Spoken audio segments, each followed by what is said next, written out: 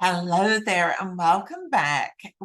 We are going through our 31 ways to remain calm as we journey through the month of October.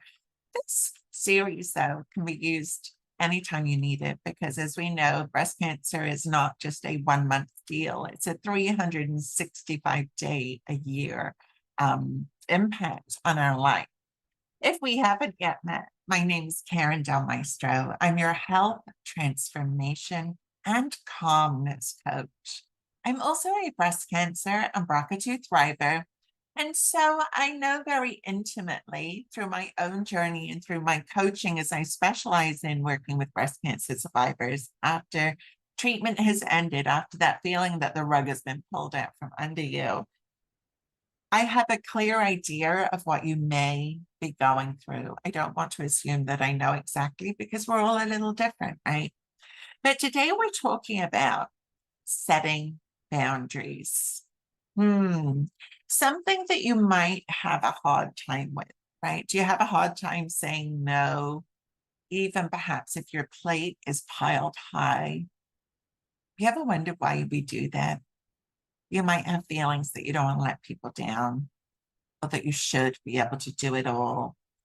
But what happens when we do this, right, is, and you may have experienced this. For example, I remember a time in my own life where I would do anything for anybody. I used to be the quintessential people pleaser, where I learned to do everything in my life to just make sure everybody else was happy. And perhaps you can relate to that, right? Without judgment, without judgment. So as we go through this series, I'm really going to invite you to look at things with observation, with curiosity, but we're going to try to do it without judging ourselves, right? Who needs that? Who needs that harshness? I used to do it a lot and I don't do it anymore. And so I know how much better it feels. And I want that for you, especially when we're talking about being calm. We're going to be talking about that in a future episode, by the way. So why do we need boundaries? Well, most of us struggle with our energy level, right? Always exhausted. You may have even, when you were going through treatment, you may have even enjoyed the fact that you could say no easily. It was almost like you had the perfect excuse. You could go take a rest and nobody would question it. You could say no to an event and nobody would question it, right? It was almost like this built-in excuse. And you didn't have to spin your mind on trying to figure out why you couldn't do something. Well, why can't we continue that even after breast cancer? I was having this discussion with a client the other day because, and she confided in me saying, she really enjoyed that. It was the first time in her life that she'd been able to just say no and not feel bad about it. And I think this is something that so many of us can relate to. But it's so important. It's so important. And there are different kinds of boundaries. I won't go into that too much, but there's saying no to others, but there's also saying yes to ourselves. And I want to really talk more about that because, especially during October, Breast Cancer Awareness Month, we notice that there's more pink around. There's more ribbons around. There's more on social media. There's more just out there in the world, right? Everywhere you go, there's a flyer or something for a breast cancer event. Now, we need that. We need awareness. We need help in the breast cancer realm. But when you've been through it, or perhaps even a loved one has been through it, you may not want to be surrounded by all of that pink. In fact, I had this pull the other day. I was at my breast surgeon for an annual checkup. I no longer have breasts. I no longer have implants. I'm flat, but I still go every year for her to check my chest. And there was a flyer on the wall for a local event on a Saturday, 3 hours, making a ribbon a pink ribbon linked with people. And my initial reaction was, oh my gosh, how fantastic. I mean, I've been through breast cancer. I serve the breast cancer community, but I've been dealing with a dodgy hip lately. And my heart was like, oh my gosh, I want to go do that. I really want to go do that. And then I started to feel my anxiety going up. And I started to recognize a sensation in my body. And I just said, Karin, this year is not the year. And so that was a boundary that I set for myself to protect not just my emotional well-being. And I imagined how I would feel in that line next to all these women. And I knew it could go one of two ways. And it probably would be a roller coaster. And I'm not saying don't do this, but I'm saying that you have the power to choose. Check in with yourself. Do you have the bandwidth, or are you feeling like you're on edge and you can barely keep your head above water already? If you have the bandwidth and it excites you, then go for it. But if, like me, you started to recognize, and and part of this is my freeze response coming in, right? That isolation, stay away, stay away, stay away. And I recognize that too.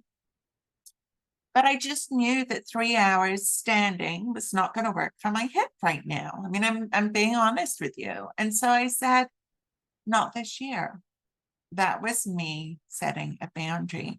And so you get to set a boundary with whatever you want, wherever you want, with whatever you're doing. Please don't feel like just that you have to do everything that is in front of you because you've been through breast cancer. Really sit back and ask yourself, does this feel good to me, or does it feel too much this year? And you'll notice that there's a word that I have not used, which is should. Should is a judgment word. And so if you are saying to yourself, I should go do that, then you're judging yourself. And what that does, right, that's part of us wanting to make everybody else happy, to do the right thing, to be responsible, to show up, all of the things that we may have learned in life. And setting a boundary is really saying, hey, what works for me? What works for me? And they matter because you're the only one. If you think of yourself, your body as a teapot, right? And the level of tea in that teapot. I'm originally from the UK, so you'll hear me use this analogy quite a bit, but your energy is the level of tea in that teapot. Now, having no boundaries is like that teapot having 50 holes in it. And your energy is squirting out everywhere. Every time you have the courage to set a boundary and say no, that hole is patched up. That hole is plugged. And the goal is to preserve your energy, which is finite for every one of us. And every day that energy might be different, and it might vary throughout the day. But when we keep in mind that where our mind goes, our energy flows, when we're stressed out, when we're being triggered, when we're in a difficult month, especially, or going through a challenging time, you're going to have less energy and less bandwidth.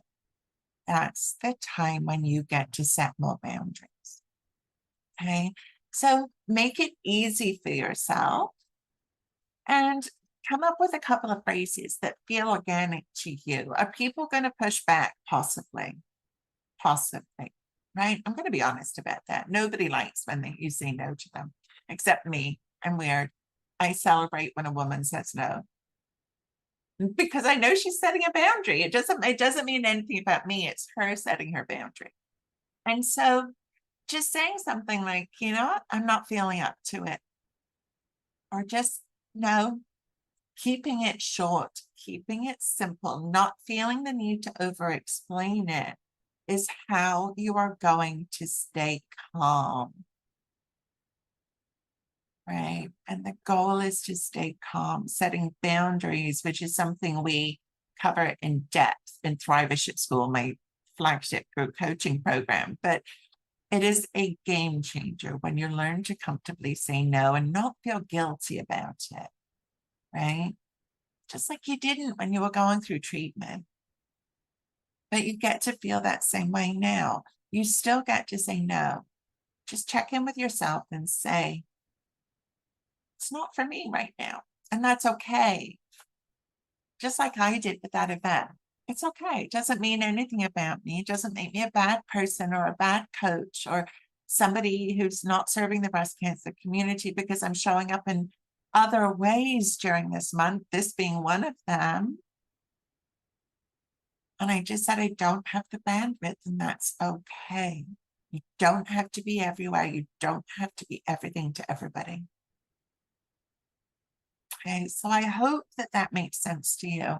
And I'm going to encourage you, your calming tip for the day, to identify at least one boundary that you want to set this month. I'm going to give you some more ideas as we go through the month too. And communicate it clearly to somebody without feeling guilty. Without feeling guilty. Okay, so try to identify what that one boundary is for you and communicate it clearly and don't feel guilty. Beautiful, beautiful, beautiful. You might have to think about it a little bit, but I know that you've got this. And this will 100% help you feel calmer as you navigate this month. Okay, so as we finish up today, I'd like to finish up with what we're going to be doing at the end of every episode. I'd like you to invite yourself as your 10-year-old little boy or little girl. I suspect we've got a lot of girls listening. Put your left hand over your heart gently, your right hand on top of it. And almost think like you're holding your heart, like you've got your heart in your hand. And that's the same heart for most of us that was yours as a 10-year-old, unless you've gone through some kind of surgery or heart replacement. Okay, if you're in a place where you can, I invite you to close your eyes. If you're driving, please don't. And repeat after me, either out loud or in your head, whichever feels more in alignment for you. And I invite you to think about sending these feelings, these words, these emotions to your inner child. She's been longing to hear them. You are loved.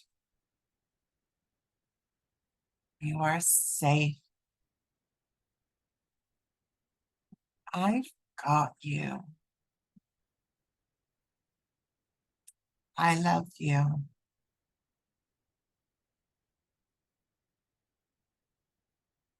Thank you so much for listening.